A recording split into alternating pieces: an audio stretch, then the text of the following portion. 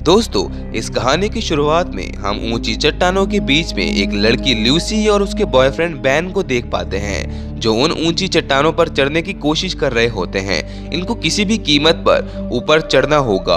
अब कहानी जाती है 72 घंटे पीछे, जहां पर ल्यूसी और डेविड को हम कार में बैठा हुआ देखते हैं। दोस्तों, डेविड प्रोफेशन से एक डॉक्टर है और ये दोनों एक अरब कंट्री घूमने आए हैं और जल्द ही ये दोनों शादी भी करने वाले हैं। अब एक रात को जब ल्यूसी एक रेस्टोरेंट में होती है तो बेन नाम का आदमी उसके लिए एक डिश भिजवाता है, पर वो आदमी इसको बिना पैसे दिए ही यहाँ से निकल जाता है। इस बात पर ल्यूसी भी ज्यादा गौर नहीं करती। अब जब ल्यूसी और डेविड को ट्रिप पर जाना होता है तो डेविड को अपने ऑफिस से कॉल आता है, जहां उसे पता चलता है कि बहुत ही इम्पोर्टेंट मीटिंग को अटेंड करना होगा। फिर डेविड ल्यूसी से कहता है कि मुझे एक इम्पोर्टेंट मीटिंग अटेंड करनी है, तुम अकेले ही ट्रिप पर चले जाओ। फिर ल्यूसी भी डेविड से नाराज होकर उस जगह पर पहुंच जाती है जहां से ट्रिप के लिए गाड़ियां जाती हैं। यहाँ पर ल्यूसी को बेन मिलता है, जो इसको रेस्टोरेंट में मिला था। वो ल्यूसी को कहता है कि मैं भी यहाँ पर घूमने आया हूँ, यहाँ पर मुझे मौजूद एक बहुत ही रोमांचक जगह पता है, क्या तुम मुझसे वहाँ पर जाना पसंद करोगे? तो यहाँ पर ल्यूसी उसको बिना कुछ कहे ही बस में जाकर बैठ जाती है, पर ल्यूसी वहाँ पर देखती है कि उस बस में सब के सब लोग बूढ़े होते हैं। तो ल्यूसी के मन में आता है कि क्यों ना वो बेन से उसी जगह पर जाए जिस जगह के बारे में बेन उसको बता रहा था। फिर वो जाकर सीधा बैठ जाती है बेन की गाड़ी में। इसके बाद हम देखते हैं ये कई घंटों का सफर तय करके पहुंच जाते हैं उसी रोमांचक जगह पर जिस जगह के बारे में बेन ल्यूसी को बता रहा था। ये जगह देखने में बहुत खूबसूरत होती है, यहाँ से पूरा का पूरा डेजर्ट दिख रहा होता है। अब रात हो जाती है और ये दोनों सो जाते हैं। ल्यूसी सुबह उठकर देखती है कि बेन पैराशूट से यहाँ से नीचे चला जाता है। यहाँ पर ल्यूसी को डर लगने लगता है क्योंकि अब उसको अकेले ही नीचे जाना होगा। फिर ल्यूसी भी अपनी गाड़ी लेकर बेन तक पहुँच जाती है। ल्यूसी बेन पर बहुत गुस्सा करती है क्योंकि वो ल्यूसी को ऊपर ही छोड़कर आ गया था। दूसरी तरफ हम डेविड को देखते हैं, जो ल्यूसी को ढूंढने आया होता है, पर यहाँ पर उसको ल्यूसी का कोई नामो निशान नहीं मिलता। और तो और उसका फोन भी आउट ऑफ कवरेज आ रहा होता है। वहीं हम ल्यूसी और बेन को देखते हैं, जिनकी गाड़ी का टायर रेत में फंस जाता है और ये ऐसी जगह पर फंसे होते हैं जहाँ पर किसी के भी फोन में नेटवर्क नहीं आते। बेन ल्यूसी को कहता है कि हम यहाँ पर तब तक फंसे रहेंगे जब तक हमें कोई बचाने नहीं आ जाता। ल्यूसी कहती है कि हमारे पास इतना टाइम नहीं है, हमें जल्द से जल्द यहाँ से निकलना होगा। पर बेन ल्यूसी को बोलता है कि इतनी गर्मी में हम कहीं नहीं जा सकते।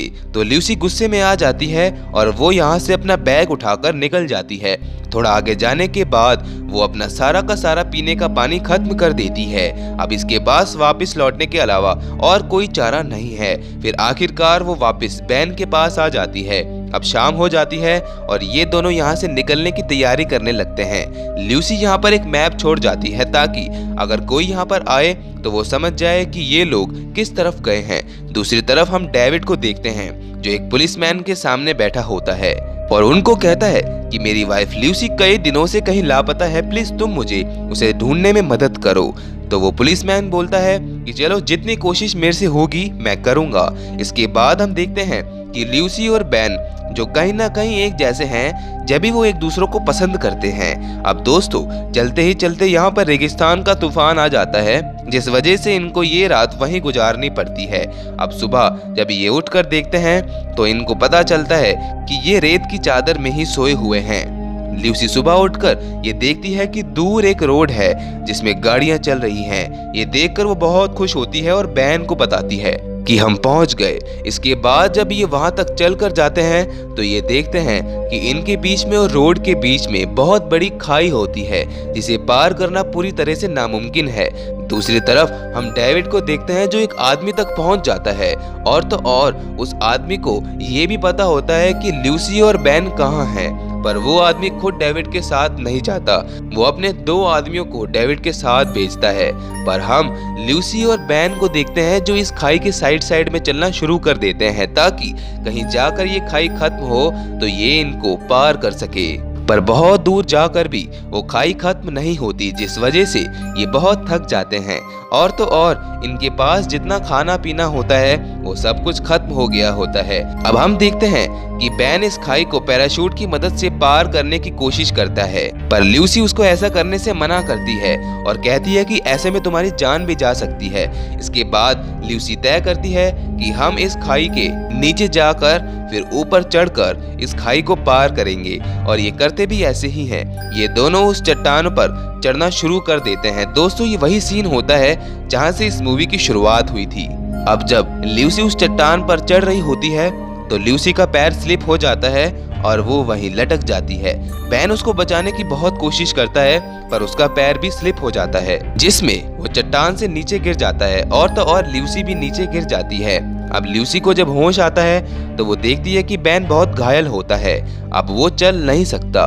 दूसरी तरफ हम ये देखते हैं कि डेविड भी उस जगह पर पहुंच जाता है जहां पर ल्यूसी और बैन की गाड़ी होती है। और तो और वहां पर डेविड को ल्यूसी का कैमरा मिलता है, जिसमें वो ल्यूसी और बैन की फुटेज को देख लेता है। वो उसमें देखता है कि ल्यूसी और बैन बहुत खुश होते हैं। यहाँ पर डेविड को ऐसा लगता है कि शायद ये एक दूसरे से बहुत खुश हैं, और फिर वो उन दोनों का पीछा करना छोड़ देता है। फिर हम ल्यूसी और बैन को देख पाते हैं जो पूरी तरह से हताश होते हैं। इसके बाद ल्यूसी तय करती है कि वो एक पैराशूट की मदद से इस खाई को पार करेगी, और जब वो ऐसा कर रही होती है तो हवा का रूप बदल जाता है और वो खाई के अंदर जाके गिरती है और बेहोश हो जाती है। अब जब उसकी आंख खुलती है तो वो अपने सामने एक लड़की को देख पाती है। लूसी उस लड़की का पीछा करते करते कबीले तक पहुंच जाती है और उनको बताती है कि मेरा एक साथी भी है जो ऊपर फंसा हुआ है। फिर वो कबीले वाले लूसी के साथ वहां तक जाते हैं और बैन को रेस्क्यू करके लाते हैं और उसको भी होश आ जाता है। वो बहुत खुश होता है कि उसको होश आ गया है। इसके बाद हम उन्हीं दो आदमियों को देखते हैं जो डेविड के साथ लूसी और बैन को ढूंढने आए थे। वो दोनों आदमी बैन और लूसी तक पहुंच जाते हैं और उन दोनों को अपने साथ ले जाते हैं। इनके साथ यहाँ पर डेविड नहीं होता। दरअसल दोस्तों, डेविड को इन दोनों ने पीछे बांध रखा होता है। इसके बाद बैन इनको बोलता है कि हमें हमारी गाड़ी तक छोड़ दो।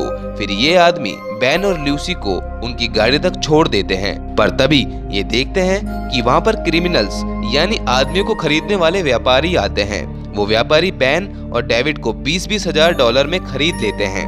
पर जब लूसी की बारी आती है तो वो आपस में ही अपने आप को गोली मारते हैं, जिसमें इन सब की मृत्यु हो जाती है। डेविड के साथ जो दो लोग आए थे उसमें से एक मारा जाता है और एक अपनी गाड़ी लेकर यहाँ से भाग जाता है। और अब यहाँ पर सिर्फ एक ही गाड़ी बची है और वो है बैन की गाड़ी। डेविड यहाँ पर उस गाड़ी को रेत से हटाने की बहुत कोशिश कर रहा होता है, पर लूसी उसको मना कर देती है और कहती है कि इसका कोई फायदा नहीं है। दूसरी तरफ बैन जो जिंदगी की आखिरी सांसें ले रहा होता है, वो लूसी से कहता है कि अगर तुम गाड़ी के टायर की हवा निकाल दोगे तो वो अपने आप ही गाड़ी रेत से निकल जाएगी। ये सुनकर लूसी पूरी तरह से हैरान हो जाती है और बैन को कहती है कि अगर तुम्हें ये सब पता था तो तुमने पहले क्यों नहीं बताया। तो बैन बताता है कि जब मैंने तुम्हें पहली बार रेस्टोरेंट में देखा था तो मुझे पहली नजर में तुम पसंद आने लगी थी।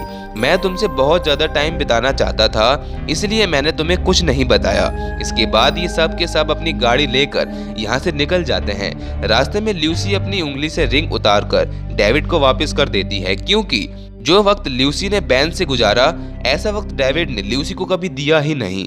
इसी के साथ दोस्तों, इस कहानी का यही अंत हो जाता है। इस कहानी से हमें ये सीख मिलती है कि ये जिंदगी सिर्फ हमें एक ही बार मिलती है।